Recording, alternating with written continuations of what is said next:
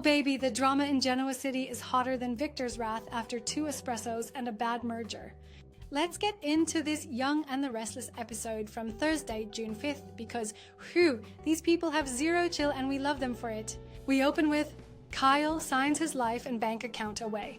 Kyle struts up to the Newman Ranch Dew, Rancher and Richer edition, looking like he just walked off a Polo Ralph Lauren catalog. Victor summoned him like the ghost of business past, and Kyle, sweet delusional Kyle, says he'd do anything for Claire.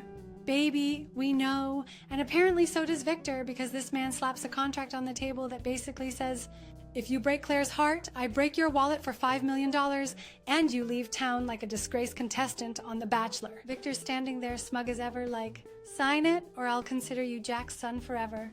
Kyle's like, let me send it to my guy, and Victor says, don't be cute. So Kyle folds faster than a fitted sheet at a hotel and signs on the dotted line. And now he's all, will you finally see me as my own man? Sir, you just signed your future away like a teen in a YA fantasy novel. But sure, independence. Meanwhile, at the athletic club, Damian's dilemma and Lily's guilt trip. Damian is pacing around like someone's about to repossess his Maserati and runs into Lily. He tells her he has to fire Holden and feels like a total snake. Lily's like, well, I did kind of get y'all into this. Oops.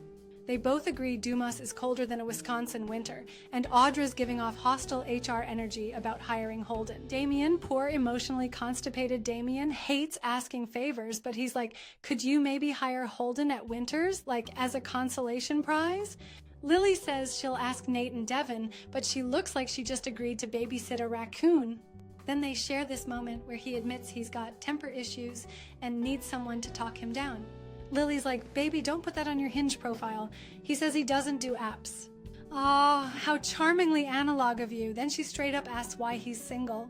Sir, she is prying, but it's giving flirtation with a side of HR violation. Holden flies all the way off the handle. Holden storms in like he's auditioning for Jerry Springer Genoa City edition. Damian tells him the bad news, and Holden's like, damn, you did throw me under the bus. Baby, Damian tried to keep your job. He even begged Lily like a sad-eyed rescue pup. But Holden isn't having it. He accuses Damian of betraying him for a woman he just met. Phew.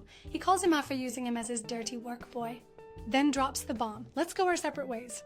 Sir, this isn't a boy band breakup, but okay. He flounces out like he's headed to the nearest ex-best friends support group. In the park, Amy's moving on up to Genoa City. Amy, Nate, and Audra are strolling in the park like they're filming a Hallmark commercial. And Amy announces, drumroll please, she's moving to Genoa City. Everyone's clapping like she just got her GED, and Audra is crying. But not over this, it's allergies, she claims. Sis, you're feeling feelings, we see you. Then they do a group hug that looks like it smells like lavender and generational trauma. Amy thanks them all, and Nate insists she stay with him till she can shack up with his brother.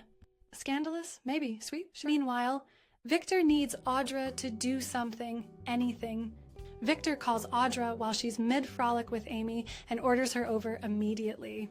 Audra probably thought she was getting a raise. Nope.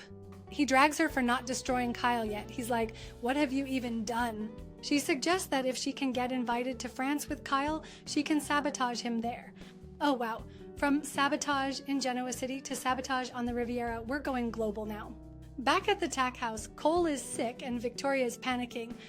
Victoria's shoving water down Cole's throat like she's trying to drown his flu. But this ain't no flu, baby. He's coughing like he swallowed a chimney. Claire's panicking, Victoria's about to call 911, and Cole's just like, I'm fine. Sir, you look like pneumonia with a side of stubborn male pride. The doctor rolls up, takes one listen to his lungs, and says, X-rays, stat.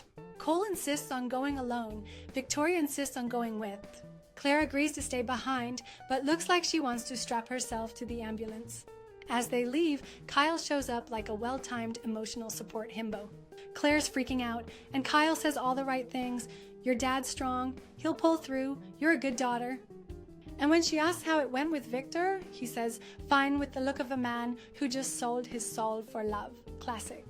Holden's last emotional brain cell cries out. Audra meets with Holden, who is now spiraling like your drunk uncle on Thanksgiving. He's heartbroken, unemployed, and filled with betrayal rage. Audra sits across from him like a sad therapist on her lunch break. He vents, she listens. He holds out a sad, lonely hand. She takes it.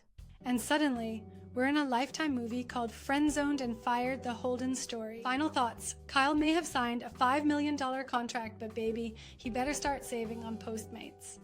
Damian and Lily are this close to making HR get involved, and I'm living for it. Holden needs therapy, a hug, and maybe a scented candle. Amy's moving in and planting roots, and Audra's moving in on everyone's business. And Victor's still out here trying to orchestrate lives like he's the puppeteer of pain. Until next time, Genoa City's still got more twists than a soap opera corkscrew. And I'll be here with all the shade, sass, and snark to break it down. Stay messy, stay fabulous, and don't sign any contracts with Victor Newman.